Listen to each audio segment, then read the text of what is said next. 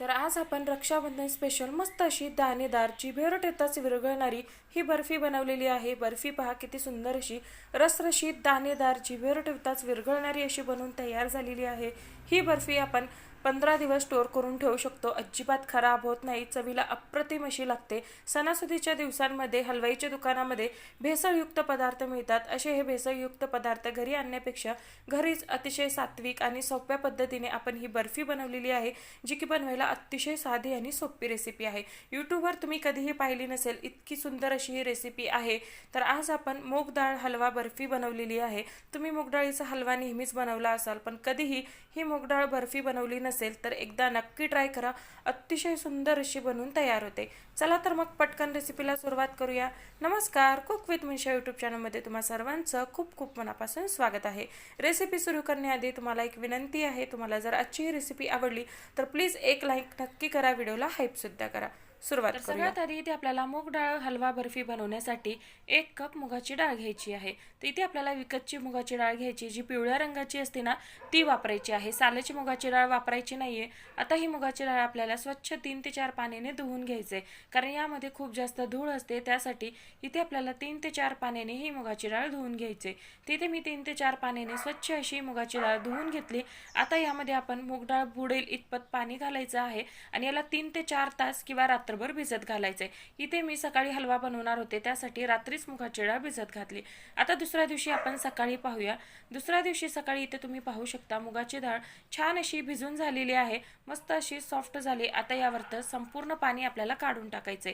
पाणी यामध्ये आपल्याला अजिबात ठेवायचं नाहीये, सगळं पाणी निसरून काढायचं आहे। त्यानंतर ही मुगाची डाळ आपल्याला एका मिक्सरच्या भांड्यामध्ये काढून घ्यायची आहे। तर इथे पहा, इथे मी सगळी मुगाची डाळ जी आहे ते मिक्सरच्या भांड्यामध्ये काढून घेतली।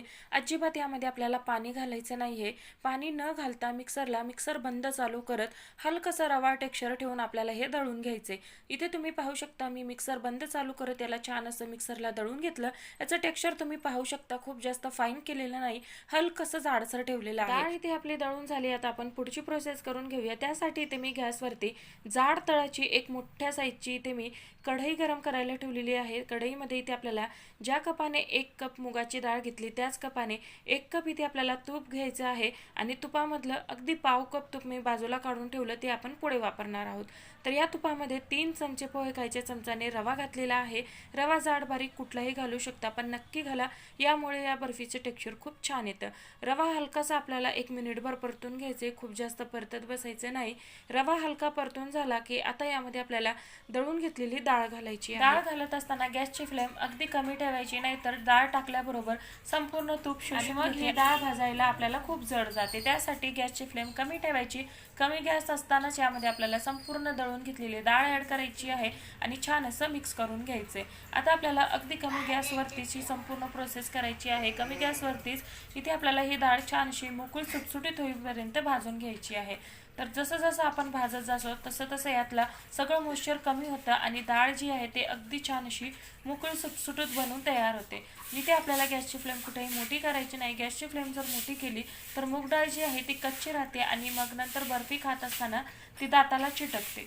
त्यासाठी गॅसची फ्लेम कमी ठेवूनच आपल्याला हे पीठ भाजून घ्यायचं आहे। इथे तुम्ही पाहू शकता 15 ते 20 मिनिटानंतर आपली डाळ जी आहे ती अगदी व्यवस्थित अशी भाजून झालेली आहे। डाळ भाजून झाल्यानंतर छान अशी मोकळी सुटसुटीत आणि दाणेदार अशी बनवून तयार होते, तुम्हाला व्हिडिओमध्ये दिसतच असेल। एक 15 ते 20 मिनिट इथे आपल्याला लागतात, तेवढा वेळ इथे द्यायचंच आहे।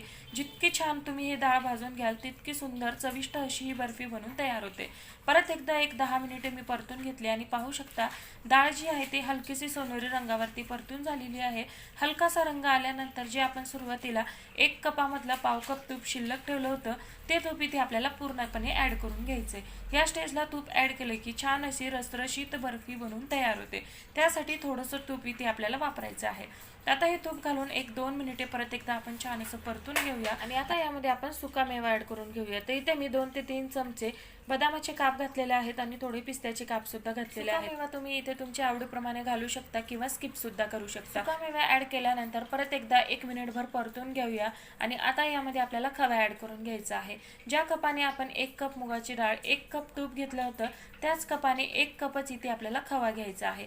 खवा इथे तुम्ही पाहू शकता माझा अगदी सॉफ्ट असा खवा आहे. मऊसूद खवा असेल तर अशा पद्धतीने डायरेक्ट वापरू शकता, किंवा तुमचा जर खवा दाणेदार असेल किंवा घट्ट असेल तर त्याला तुम्ही थोडंसं किसून त्याला मऊ करून यामध्ये ॲड करू शकता. खवा घालून पुन्हा छान असं मिक्स करून घेऊया. खवा जो आहे तो संपूर्ण पिठामध्ये छान मिक्स झाला पाहिजे. तर इथे तुम्ही पाहू शकता खवा घालून आपण छान असं मिक्स करून घेतलेला आहे. खवा सगळा एकजीव झाल्यानंतर आता हे आपण थोड्या वेळासाठी बाजूला ठेवूया. यासाठी लागणारा साखरेचा पाक तयार करून घेऊया. तर त्यासाठी इथे मी एक बाउल घेतलेला आहे. त्यामध्ये ज्या कपाने आपण संपूर्ण साहित्य मोजून घेतलं त्याच कपाने 1 कप इथे आपल्याला साखर घ्यायचं आहे आणि 1च कप इथे आपल्याला पाणी घ्यायचं आहे. आणि इथे मी तुम्हाला अगदी सोप्या पद्धतीने सांगितले आहे. संपूर्ण साहित्य एकाच कपाने मोजून घ्यायचे आणि सेम प्रमाणामध्ये सुद्धा घ्यायचे. तिथे मी साखर पाणी ऍड करून घेतलं. त्यामध्ये काही केशरच्या काड्या सुद्धा ऍड केलेल्या आहेत. हे घालणं पूर्णपणे ऑप्शनल आहे, पण केसरमुळे रंग आणि फ्लेवर खूप छान येतो, त्यासाठी इथे मी घातलेला आहे. तर आता हे आपण साखर जी आहे ते पाण्यामध्ये विरघळून घेऊया. गॅसवरती मी ही साखर विरघळायला ठेवलेली आहे. साखरेचा इथे आपल्याला 1 तारीचा 2 तारीचा असा पाक वगैरे बनवायचा नाहीये. साखर पूर्णपणे फक्त पाण्यामध्ये इथे आपल्याला विरघळून घ्यायचे. तर इथे तुम्ही पाहू शकता इथे आपली साखर जी आहे ते पाण्यामध्ये पूर्णपणे विरघळलेली आहे. साखर विरघळल्यानंतर लगेचच हा साखरेचा पाक इथे आपल्याला भाजून घेतलेल्या पिठामध्ये ऍड करायचा आहे. तुम्ही पाहू शकता केसरमुळे पाण्याला रंग किती सुंदर असा आलेला आहे. संपूर्ण पाणी आपल्याला या पिठामध्ये ऍड करून घ्यायचे आणि गॅस लगेचच इथे आपल्याला ऑन करून घ्यायचे. सुरुवातीला मी गॅस बंद केला होता. पीठ भाजल्यानंतर गॅस बंद करायचा आणि साखरेचा पाक ऍड केल्यानंतर लगेचच आपल्याला गॅस चालू करायचा आहे आणि छान असं मिक्स करून घ्यायचं आहे. जोपर्यंत यातलं संपूर्ण पाणी आटत नाही आणि यातून तूप रिलीज व्हायला लागत नाही तोपर्यंत आपल्याला हे असंच मिक्स करत राहायचंय. गॅसची फ्लेम तुम्ही इथे मीडियम करू शकता. मीडियम गॅसवरती इथे आपल्याला ही प्रोसेस करून घ्यायची आहे. 10 मिनिटानंतर तुम्ही पाहू शकता या हलव्याचं टेक्स्चर किती सुंदर असं दाणेदार असं झालेलं आहे. हलवा पहा किती सुंदर असा दिसत आहे. अगदी मोकळा सुटसुटीत आणि रसरशीत असा बनवून तयार होतो. तुम्ही हा हलवा असाच देखील खाऊ शकता, पण आज मी तुम्हाला मूग डाळ हलवा बर्फी बनवून दाखवणार आहे. त्यासाठी इथे आपण याला सेट करून घेणार आहोत. तर इथे आपला मूग डाळचा हलवा तर तयार झाला. आता आपण यापासून बर्फी तयार करून घेऊया. बर्फी तयार करण्यासाठी इथे मी एक ट्रे घेतलेला आहे. तुम्ही कुठलाही प्लेट किंवा डब्बा वगैरे सुद्धा घेऊ शकता. आता यामध्ये आपण बनवलेलं मूग डाळ हलव्याचं संपूर्ण मिश्रण काढून घ्यायचं आहे आणि हलव्याचं मिश्रण काढून घेतल्यानंतर याला छान असं प्रेस करून आपल्याला बर्फीचा शेप देऊन घ्यायचा आहे. आपल्याला एखाद्या मॅशरच्या साहाय्याने किंवा वाटीच्या साहाय्याने छान असं प्रेस करून घ्यायचंय.